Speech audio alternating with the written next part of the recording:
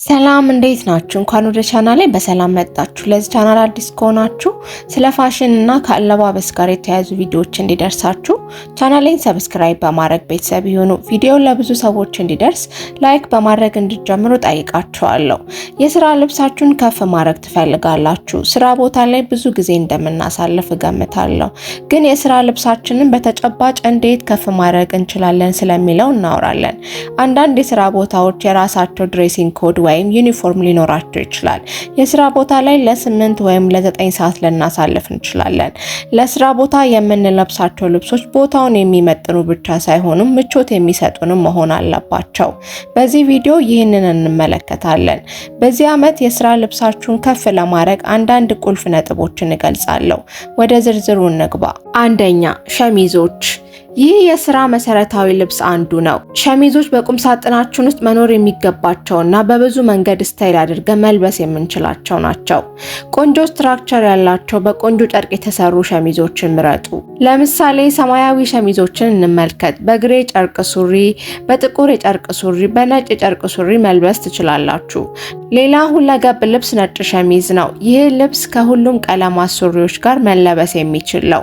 በተለይ በጥቁር ስትሬት ሌግ ወይም በዋይድ ሌግ ሱሪ ሲለበስ ጥሩ ውበት አለው። ለፊኒሺንግ ጌጣጌጥ ጨምሩበት። ለምሳሌ ቆንጆ እጅ ሰዓት፣ የአንገት ጌጥ፣ ቀለበት፣ የእጅ ቦርሳ ሊሆን ይችላል። ሁለተኛ፣ ብሌዘሮች ወይም ኮቶች ብለን የምንጠራቸውን እንመልከት።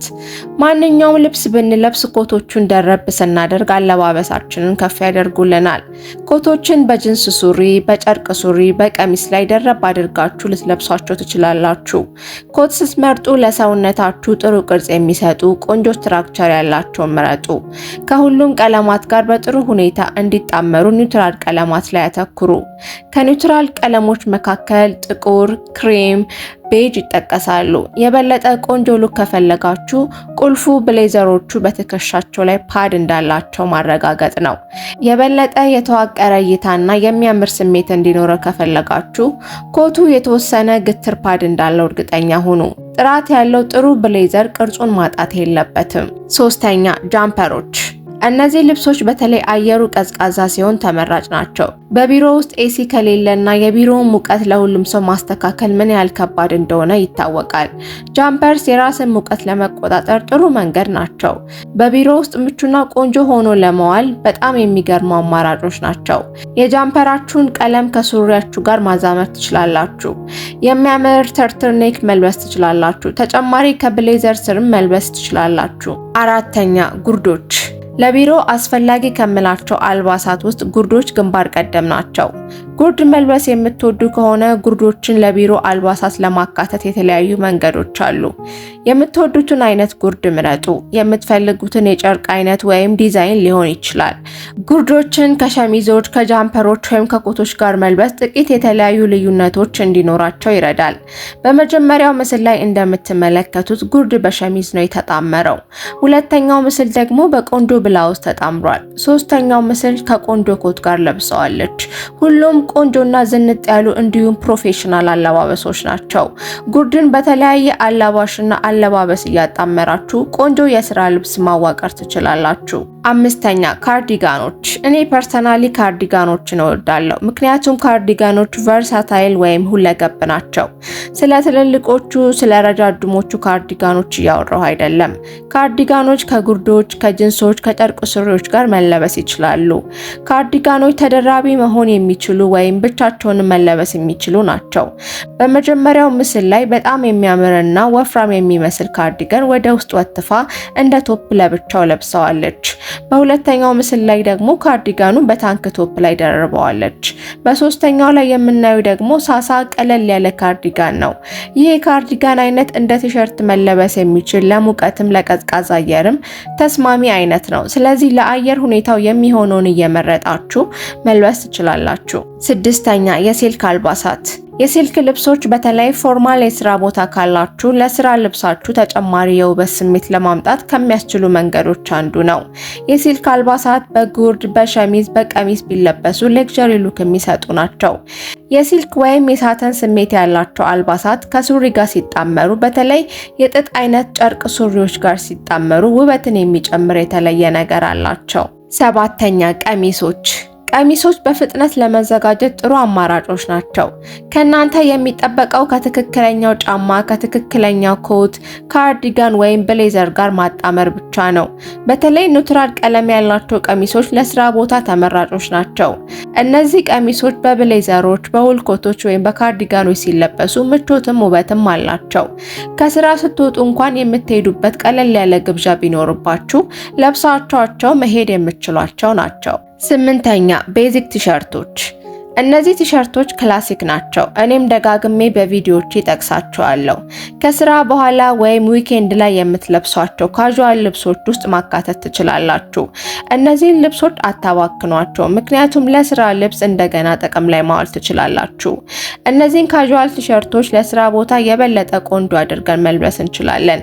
ቀበቶ በመጨመር ከስትራክቸር ሱሪዎች ጋር በመልበስ ኒውትራል ስታይል ካለው ልብስ ጋር በማጣመር በጣም ኮርፖሬት እንዲሆን ማድረግ እንችላለን። ለነዚህ ቲሸርቶች ጥሩ አላባሽ እንዲሆኑ ሁሌም እንደምለው ኒውትራል ቀለም ያላቸው ሱሪዎች ላይ ያተኩሩ። ለምሳሌ ጥቁር፣ ቡናማ፣ ግሬ ይጠቀሳሉ። 9ኛ ሱሪዎች። ሱሪዎች ለቢሮ ምቹ አልባሳት ናቸው። ሱሪዎች በእርግጥ የቁም ሳጥናችን መሰረታዊ ልብሶች ናቸው። በመጀመሪያ እንደ አማራጭ በአልባሳታችን ውስጥ ሊኖሩ የሚችሉት ስትሬት ሌግ ሱሪዎች፣ ዋይድ ሌግ ሱሪዎች፣ ክሮፕድ ሌግ የሆኑ ሊሆኑ ይችላሉ። ፐርሰናሊ ክሮፕድ ሌግ ሱሪዎች ምርጫ አይደሉም፣ ግን ለበጋ ወራት በጣም ቀዝቃዛ በማይሆንበት ጊዜ በብዙ ሰዎች ተመራጭ ናቸው። ከፍላት ጫማዎች ወይም ትንንሽ ተረከዝ ካላቸው ጫማዎች ጋር መልበስ ትችላላችሁ። ክሮፕድ ሱሪዎች ይበልጥ በክሮፕድ ጃኬት ሲለበሱ የተሻለ ሉክ አላቸው። 10ኛ ረጅም የውል ኮቶች። ኮቶች ወደ ስራ ለመጓዝ በጣም አስፈላጊ ናቸው። ለአብዛኞቹ የስራ ቦታዎች ኮቶች የበለጠ ኮርፖሬት አላቸው። ኒውትራል ቶን ያላቸውን ኮቶች እንጂ ወደ ስራ ስትሄዱ ደማቅ ሮዝ ወይም ደማቅ ኮት መልበስ አይደለም። በእርግጥ የኮት ምርጫዎች እንደምትሰሩበት ቦታ ባህሪና የግል ስታይላችሁ ይወሰናል። አንዳንድ ኮቶች ለክረምት የሚሆኑ አሉ፣ አንዳንድ ኮቶች ለበጋ የሚሆኑ አሉ። ወራቶችን በማገናዘብ የሚስማማችሁን መልበስ ትችላላችሁ። ሌላው ምርጥ የስራ ኮት አማራጭ ክላሲክ ጥቁር ኮት ነው።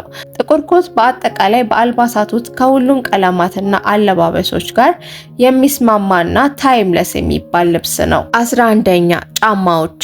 3 የተለያዩ የጫማ አይነቶችን እንመለከታለን። ቁጥር 1 ሎፈርስ ናቸው። ሎፈርስ ከበርካታ የተለያዩ አልባሳት ጋር ሊጣመሩ ይችላሉ። የበለጠ ቀለል ካሉ ኒውትራል ሱሪዎች ጋር የሚጣመሩ ናቸው። ጥቁር፣ ቡናማ ወይም ክሬምን አስቧቸው። ኒውትራል ቀለም ስለሆኑ ተመራጭ ናቸው። ጥቁሮቹ ሎፈሮች ከኔቪ ብሉ ሱሪዎች ጋር፣ ከጥቁር ሱሪዎች ጋር፣ ከሁሉም ቀለም አልባሳት ጋር ይሄዳሉ። እነዚህ ጫማዎች ለተለያዩ የአየር ሁኔታዎች ተስማሚ ናቸው። ተረከዝ ያለው ጫማ መልበስ ስትፈልጉ አንዳንድ ረጅም ሱሪዎች ካላችሁ ወይም የበለጠ ኮርፖሬት የሆነ ነገር ከፈለጋችሁ ዝቅተኛ ተረከዝ ያለው ቡትስ ምረጡ። ከፍ ያለ ተረከዝ ከመልበስ ይልቅ አነስተኛ ተረከዝ ያላቸው ጫማዎች ቀኑን ሙሉ ለመለበስ የበለጠ ምቹ ሊሆኑ ይችላሉ። የበለጠ ምቾት ከፈለጋችሁ 4 ማዕዘን ቅርጽ ያለውን መልበስ ትችላላችሁ።